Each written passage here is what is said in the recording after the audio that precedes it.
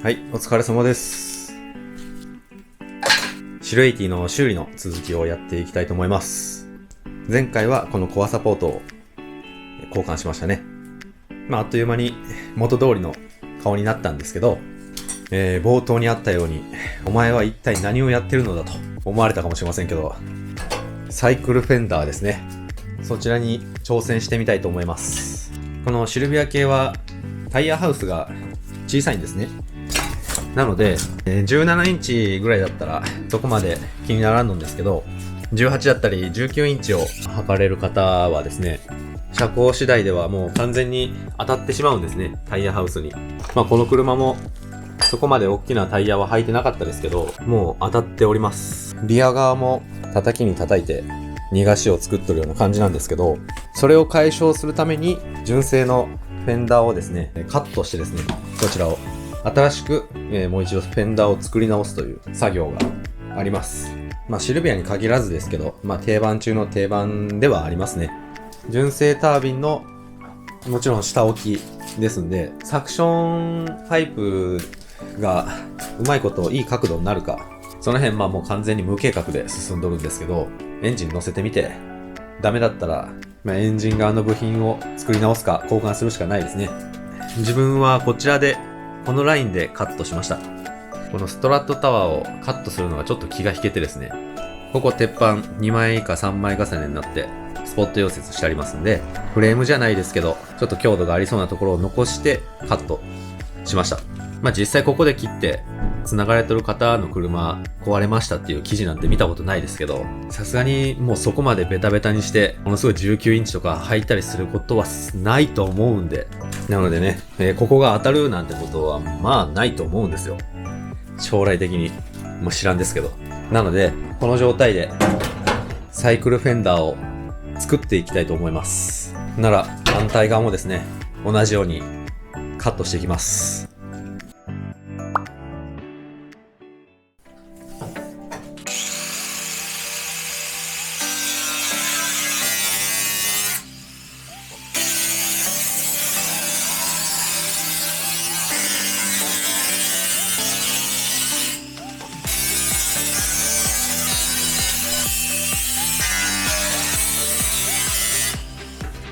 はい。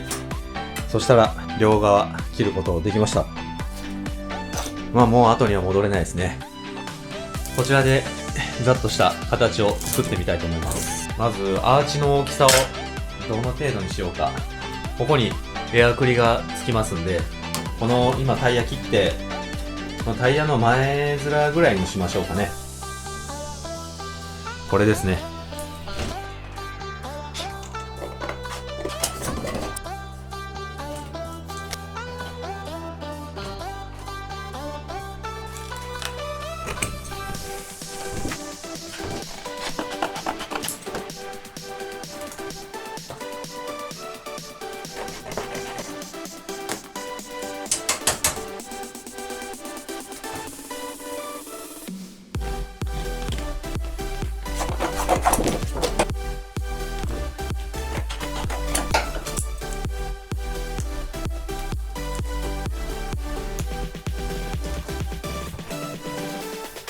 大体のイメージできました。こんな感じでいきたいと思います。あとここも塞がんといけんのんですけど、後から現物合わせの蓋作りますかね。この3枚、これが重要になってくると思うんで、イメージ通り鉄板で作れたらなと思います。ちょっと普通のサイクルフェンダーじゃないんですけど、だいたい一般的にはここのラインがずっと一直線できて、でここでストーンと、どんな形って言えばいいんでしょう、換気扇の外側についてる排気フードみたいな、形のやつが多いんですけど、変わった風にしてみました。これが実現できるかはわかりませんけどね。もう1セット反対側も作ってですね、鉄板を切り出していきたいと思います。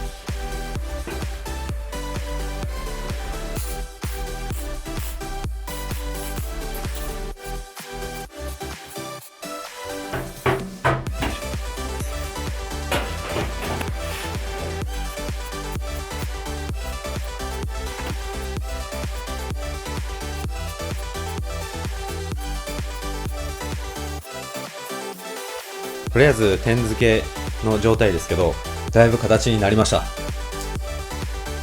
もうすでにいい感じじゃないですか。もう強度めちゃめちゃしっかりしてますね。もう人が乗っても大丈夫そうな。だいぶ立体的だったんで、この湾曲しながらパネル自体も曲がっとるというのが難しいかなと思ったんですけど、意外とすんなりできましたね。とりあえずやり直しとかもなく、パネルの長さが足りんとかもなく、一発目でできました。よかったです。なら、ここからはもうちょっとしっかりどこまでできるかわかんないですけど、できれば全周したいですけどね、溶接を。でもなかなかの距離があるんで、やってみてです。ちょっと余った部分とかもあるんで、こういうところも、本ちゃんの溶接が終わった後に、サンダーで全部切って、で、削りとかもやりたいですね。で、そこから現物合わせで、ここの塞ぎを作っていきたいと思います。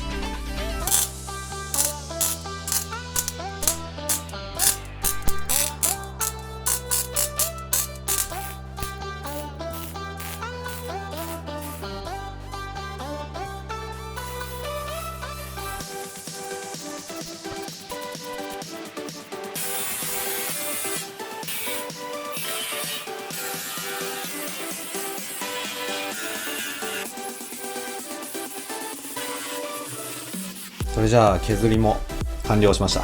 初めてにしては上出来ですね。削りでここまでラインが出せたらいいんじゃないですかね。あとはこれにパテして綺麗なラインになるようにしましょうかね。で、やっぱり角とかはあんまり綺麗に削れませんね。パテで埋めて見れるぐらいにはしたいです。裏も一緒ですね。それじゃあ、ここですね。埋めていきましょう。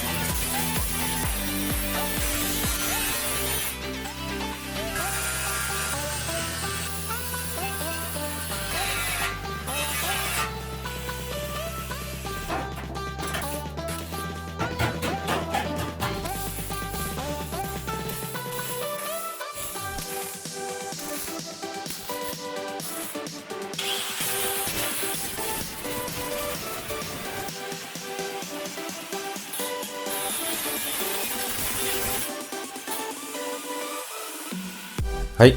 そしたら、塞ぎと削り完了しました。いい感じじゃないですかね。あとは、この両サイドに入ってくるインタークーラーの配管が干渉しないことを祈るのみです。若干ですけど、塞ぎのパネル、こいつがちょっと大きさが左右対称ではないんですけど、パッと見はわからないんじゃないでしょうか。外側が思った以上に綺麗にできてですね、なんかちょっと嬉しいです。いい感じですね。なら、パテを入れていきましょうかね。こういう、入り墨の部分、こういうとこですね。こういうところ。